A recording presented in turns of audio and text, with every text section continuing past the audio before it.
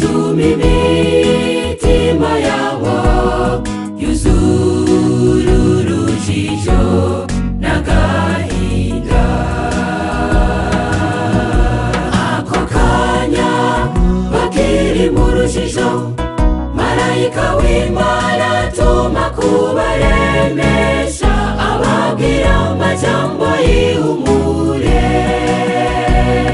ati: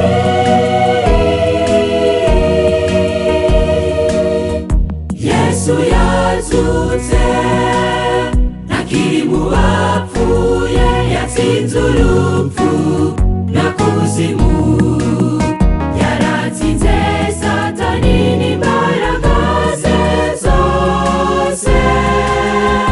Yesu nahabwe ikuzo pe.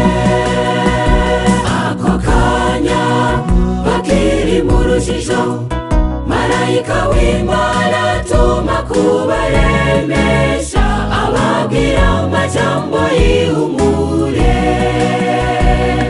ati: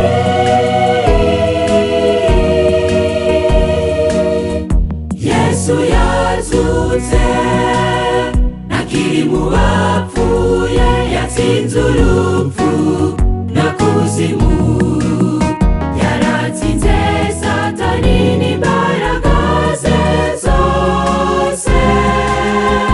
Yesu nahabwe ikuzo pe.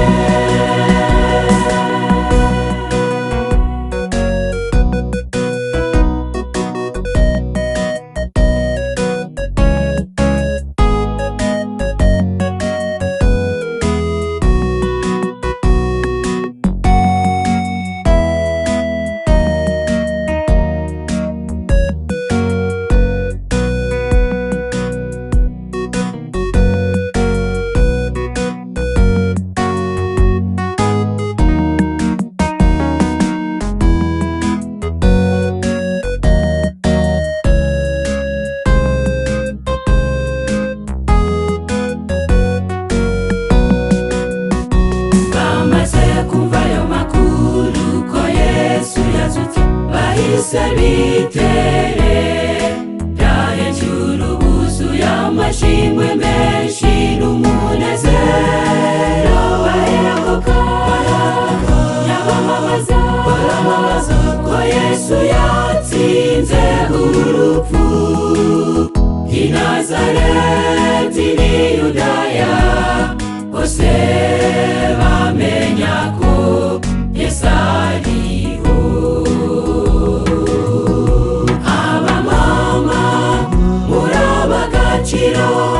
Kuko nimwe mwatanguye kumenya iyo nkuru, mwigwiza isi yose mu mwanya muto ati: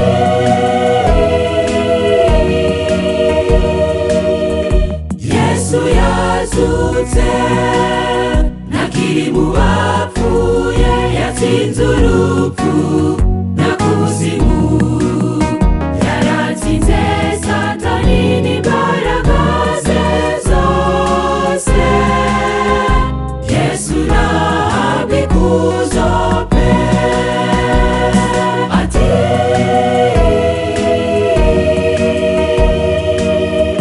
Haleluya, haleluya, intsinzi yacu yarabonetse, yaratsinze Satani n'imbaraga ze zose. Yesu nahabwe ikuzo pe. Ati: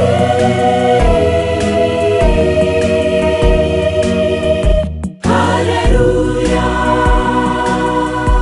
haleluya, intsinzi yacu yarabonetse, yaratsinze Satani n'imbaraga